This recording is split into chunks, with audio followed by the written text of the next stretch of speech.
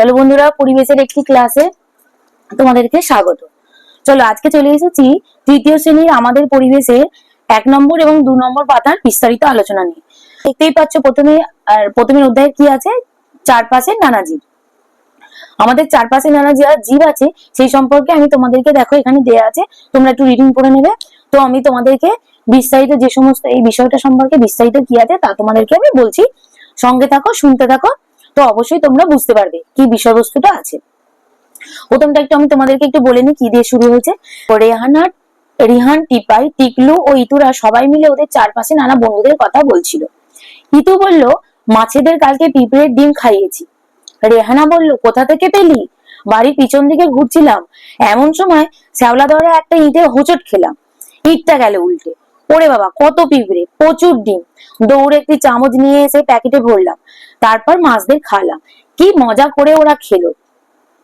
এখন দিদিমণি এলেন, ক্লাসে গিয়ে এই সমস্ত ওরা আলোচনা করছে। ইতুদের বললো, কি আলোচনা করছো? টিকলু বললো, ওদের আলোচনার কথা। দিদি বললেন, ইতু, ইটটা কতদিনের পুরনো? আচ্ছা, এই যে তোমরা ইটটা দেখছো আর এই যে পিঁপড়ের ডিমটা দেখছো, এই যে এরা নিয়ে আলোচনা করছে, বিষয়টা হচ্ছে আমাদের চারপাশে যে জীবগুলো আছে, বলছে আমাদের পরিবেশে সাধারণত দুটি উপাদান আছে, একটা হচ্ছে জীব আর একটা হলো জড়। যাদের প্রাণ আছে তারা হলো জীব, আর প্রাণহীন বস্তুদের বলে জড় পদার্থ। তাহলে কি হলো, যাদের প্রাণ আছে তারা হলো জীব, আর প্রাণহীন বস্তুদের, যাদের প্রাণ নেই, তারা হলো জড়। জীব আবার দু ধরনের, উদ্ভিদ ও প্রাণী। জীবের মৃত্যু আছে, জীবরা বংশ বিস্তার করতে সক্ষম, কিন্তু জড় পদার্থের আছে কি না, জড় পদার্থের জন্ম নেই, মৃত্যু নেই। এই যে ইটটা রেখেছিল, এইটাই এই গল্পটা দিয়ে বোঝাতে চেয়েছে। ইটটা কিন্তু বাড়েনি, কিন্তু ইটের যে পিঁপড়ে গুলো, সেগুলো দেখো ডিম পেড়েছে, ডিম পেড়ে বংশ বিস্তার করেছে, যেহেতু ওদের প্রাণ আছে এবং তারা বংশ বিস্তার করছে, প্রাণীর উদাহরণ এটা। এটাই আস্তে আস্তে তোমাদেরকে এই চ্যাপ্টারে আমাদের চারপাশে এইটাই হলো মেন বিষয়বস্তু। এরা জড় পদার্থ কি, এটা হচ্ছে অপরিবর্তনশীল, এতে কোনো পরিবর্তনই হয় না, যেরকম রেখেছো সেরকমই থাকবে। আমরা প্রতিনিয়ত প্রচুর পরিমাণে জীব এবং জড় বস্তুকে দেখতে পাই, এদেরকে নিয়ে আমাদের জীবন। যেমন দেখো, গাছপালা, মানুষ, গরু, গাছ, পাখি, এইসব হলো জীবের উদাহরণ। আর জড়ের উদাহরণ যদি তোমাদের দিতে বলা হয়, তোমরা কি বলবে? যেমন দেখো, ইট দিয়ে শুরু করেছে, ইট, পাথর, বালি, তোমাদের বাড়ি ঘর, বই, খাতা, পেন, এগুলো কি একটা থেকে দুটো হয়? হয় না তো। এদের প্রাণ আছে, প্রাণ নেই, এরা বংশ বিস্তার করতে পারে না। আবার আবার তোমরা যদি চারপাশে দেখতে পাচ্ছ, মানুষ, গরু, ছাগল, গাছ, পাখি, এগুলি সবই হলো জীবের উদাহরণ। তো আজকে তোমাদের এই আমাদের চারপাশে মেন বিষয়বস্তু হলো জীব আর জড়।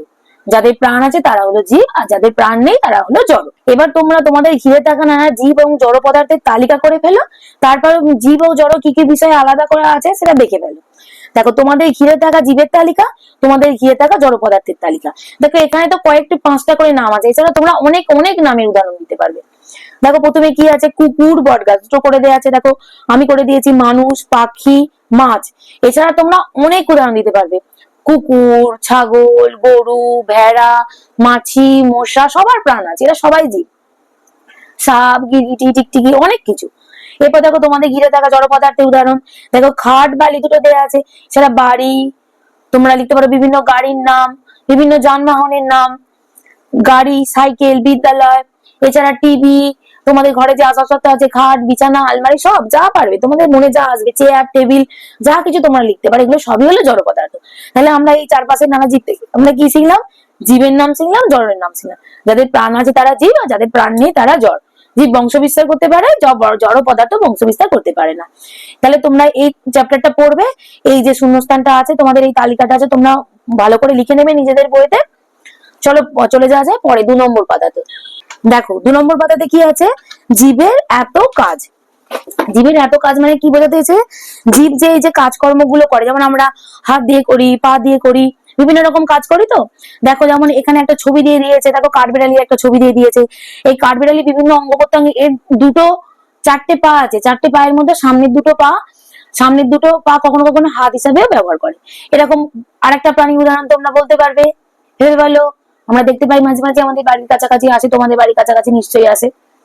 যেমন হনুমানও কি করে না, ছুটে ছুটে যায়, আবার কখনো কখনো দেখবে গাছের কোনো জিনিস ছিঁড়ে নিয়ে হাতে করে খায়। দেখো, জীবের যেমন প্রকারভেদ আছে, তেমনি কাজেরও প্রকারভেদ আছে। কেন জীবের এত কাজের প্রকারভেদটাই বোঝাতে চেয়েছে। নিজেরা অঙ্গ প্রত্যঙ্গের সাহায্যে তারা বিভিন্ন রকম কাজ করে, যেমন হাত, পা, মুখ, নাক প্রভৃতি অঙ্গ দিয়ে নানা রকম কাজ করে, তেমনি ঠোঁট, পা, ডানা দিয়েও নানা কাজ করে। আবার পশুরা নিজেদের চার পা, মুখ, দাঁত, লেজ দিয়েও বিভিন্ন ধরনের কাজ করে। কোনো কোনো পশুর ক্ষেত্রে আবার পা দুটো কখনো কখনো হাত হিসেবেও কাজ করে। বললাম তোমাদের একটু আগে, যেমন হনুমান, কাঠবিড়ালি, দেখো কাঠবিড়ালির ছবি দিয়েছে, কাঠবিড়ালি ছুটে ছুটে যাবে, আবার কখনো কখনো দেখবে দেখো পেয়ারা ছিঁড়ে খাচ্ছে, তখন এর পা দুটো হয়ে গেলে হাত হিসাবে ব্যবহার করে। তো তোমরা দেখো নিচে একটা তালিকা দিয়ে দিয়েছে, তালিকাটা দেখো তোমরা, দিয়ে কি বলেছে, নিচের তালিকায় নানান ধরনের জীবের নানা রকম কাজের কথা লেখা আছে। তোমরা নিজেরা গ্রুপে ভাগ হয়ে যাবে, দিদিমণিরা ভাগ করে দেবে তোমাদের ক্লাসে। দেখো এই তালিকাটা আমি পূরণ করে দিয়েছি। দেখো জীবের নানা রকম কাজের তালিকা, জীবের নাম, যেমন দেখো খাবার জোগাড় করা, কোন জীব করে, দেখবে পিঁপড়েকে দেখতে পারবে সাধারণত সারাদিন খাবার নিয়ে নিয়ে যেখান থেকে চিনির ডিব্বে থেকে এমনি খাবার থেকে নিয়ে নিয়ে বয়ে বয়ে যাচ্ছে। জায়গা পরিবর্তন করা, দেখো কাঠবিড়ালি দেখবে এক জায়গা থেকে অন্য জায়গায় ছোট ছোট বেড়ায়, জায়গা পরিবর্তন করে। ডিম পাড়া, দেখবে সাপ, টিকটিকি, গিরগিটি এরা সবাই কি করে, ডিম পাড়ে। ডিম ফুটে বাচ্চা হয় কার, মুরগিকে দেখেছো তো, মুরগির ডিম ফুটে বাচ্চা হয়, পাখিরও হয় ডিম ফুটে বাচ্চা। শ্বাস নেওয়া ছাড়া কে করে, মানুষ করে। বাসা বাঁধা কার কাজ, পাখি, দেখেছো বাবুই পাখির বাসা বিভিন্ন জায়গায় চলে, মুখে করে কুটি কাটা নিয়ে বাসা তৈরি করে। লেজ দিয়ে মাছি দাঁড়ায়, কে দাঁড়ায়, গরু দেখবে সব সময় গায়ে মাছি বসলে লেজ দিয়ে দাঁড়াতে থাকে। উড়ে বেড়ানো, উড়ে বেড়ানো কার কাজ, পাখি, কাক, চিল, বিভিন্ন ধরনের পাখি দেখবে সবসময় উড়ে বেড়াচ্ছে, এছাড়া বিভিন্ন পাখি দেখবে উড়ে বেড়াচ্ছে। তাহলে আমরা জীবেদের বিভিন্ন কাজ এই অধ্যায়ে আমরা দেখলাম। তাহলে 1 নম্বর এবং 2 নম্বরে পরিবেশের পাতা দুটো তোমরা বিস্তারিত আলোচনা করলাম। তো তোমরা শুনলে নিশ্চয়ই তোমাদের বুঝতে পারলে যে 1 নম্বর 2 নম্বর অধ্যায়ে পরিবেশে কি বোঝাতে চেয়েছে। তো তোমরা নিজেরা নিজেরা তালিকা দুটো পূরণ করো এবং অবশ্যই কোনো একটা জায়গায় খাতায় লিখে রাখো। তো আজকে ভালো লাগলে অবশ্যই তোমরা আমার চ্যানেলটিকে সাবস্ক্রাইব করো। তো ফিরে আসছি আরো অন্যান্য ক্লাস নিয়ে।